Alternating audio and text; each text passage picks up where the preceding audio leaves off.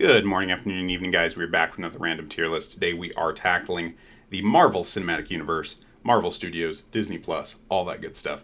We're going to be talking about the 5 shows that released on Disney Plus in the year 2021.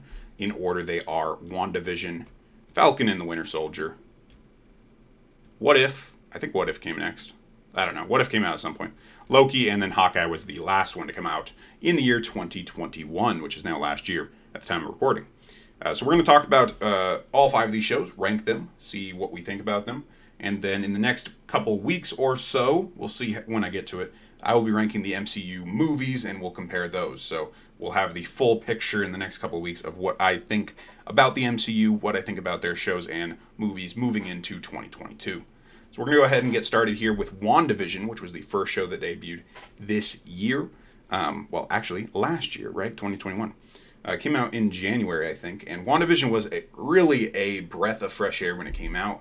It was by far the most hyped of all these shows, I think. A lot of people are watching it because COVID was still going on, at least in my circles here in the United States. A lot of people were watching and enjoying WandaVision when it came out. WandaVision, I think, started really, really good. I think the intrigue of what was going on in the show was a good thing. And I'm not going to outright spoil anything, but I may inadvertently spoil some stuff. So if you haven't seen these shows, just take that grain of salt moving forward here. WandaVision, I was just a little bit disappointed by some of the reveals in the show. It was supposed to come out right before Doctor Strange and the Multiverse of Madness, which I think will follow up on some of the things started in that show. But at press time, at the time of recording, that movie is not out yet. So it's gonna be interesting to see how this movie or how this show ages. I think there were some very interesting things that were happening in it, but personally, I don't think I'd rewatch it, and I don't think it was as good. Like since then, right when it came out, I probably put it in S tier, but since then, with competition and just with the benefit of hindsight, I don't think it was as good as I originally thought. So I'm going to be putting it in B tier. We'll see if it stays there. The next show coming up, Falcon and the Winter Soldier. This one was one that I actually did not watch live. Or did not watch as it was coming out because I was told by a lot of people that it wasn't that good. And when I finally watched it, I really, really liked it. The Falcon and the Winter Soldier deals with a lot of the repercussions of Endgame, with people returning from the blip, and also just dealing with, Captain America no longer being around. Both Bucky and the Falcon are dealing with the loss of their friend, their hero, and trying to pick up the pieces, and Falcon ends up needing to kind of step into that role, a role that he's not really sure that he is ready for. And it also mentioned, it does touch on some real serious and real topics like race and whether or not America would accept a black Captain America. And I thought this show was just really, really good. I thought it realistically took a look at a lot of the things that would be happening in the world based on the things that happened in the movies. And what I mean by that is sometimes things happen in the movies and like the blip, right, where half the people just disappear for 5 years.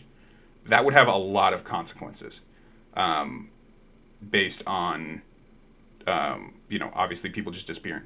So this show really tackled that and really went into what would happen if that really occurred. What would government agencies do? How would people react? What types of crime would be happening? And it goes into all of that, and I was really impressed by that. I thought it was a really realistic look on what would be going on. And it was a real big picture thing in terms of the world, with less crazy superpowers than some of these other shows. What If, I think, is a good show, but I am going to put it in C tier because I think it really depends on what episode you watch. Some of the episodes in What If are better than others. Some of them are completely just for fun, and some of them may have some ramifications in the actual MCU, with the events of Loki, with the events of Doctor Strange, with the events of Spider-Man, other timelines, other multiverses, other universes. What If may become more than just What If, and it may become actually what has happened in some of these other timelines that will affect our own. So I think What If is a good show, but I think it definitely depends on the episode that you watch. I am going to go ahead and put it in C tier. Me personally, I cannot binge that show. I need to take it like one episode at a time. So C tier for that one. Next up, we have Loki. I think Loki was an A tier show. Loki was a show that, again, I didn't watch when it was live for some reason. I think I was just busy. Or just, I don't know.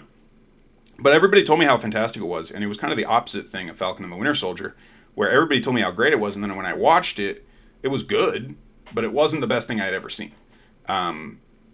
Loki really, and it was kind of meant to do this, Loki really blew me away and blew the audience away with the ramifications of the show, of creating alternate timelines and allowing alternate timelines and universes to exist. And that's just going to open up so many doors and possibilities for the MCU down the road. In fact, I think it almost opens up too many doors and possibilities. But obviously, MCU, Marvel has always done a good job of focusing and honing in on what they want to advance, what storylines they want to do. And they're going to have to after Loki, because that opens up a lot of possibilities of what could come next. So Loki, good show. I'd put it in A tier, but not the greatest thing I've ever seen. Finally is Hawkeye. Hawkeye is the most recent show to come out, so I will admit that I don't really have the benefit of hindsight for this one because I've just recently finished watching it, but I thought Hawkeye was fantastic. I thought it was the best of these shows. I thought almost every character in Hawkeye blew it away, from Clint Barton to Kate Bishop to even like Jack and Maya, who I believe Maya is getting her own show called Echo, so that'll be fun to watch. They had the inclusion there of somebody with the inability to hear. So that was interesting too, to see how they included that and how they connected that to Clint Barton. As well as the inclusion of the LARPers, which was hilarious. There's a lot of comedy in the show, but it was realistic. There's a lot of moving parts, including Yelena was fantastic. And I think that nicely sets up Black Widow 2, which I heard Kate Bishop will be in. So I think Hawkeye was fantastic. We'll see if in 6 months I still think that. Similar thing with WandaVision here. When it finished, I also liked it. But at press time, me thinking about it, I think Hawkeye was fantastic. And that's all the shows. Those are the shows that came out last year on Disney+. What do you guys think about these shows? Do you agree with me? Should I put something higher or lower? Let me know in the comment section down below. If you appreciate this video, leave a like, or even better, a subscribe on the channel, because tomorrow there'll be another tier list, and the day after that, and the day after that. I do a random tier list every single day. Let me know in the comments if you guys have any ideas for some ones coming up.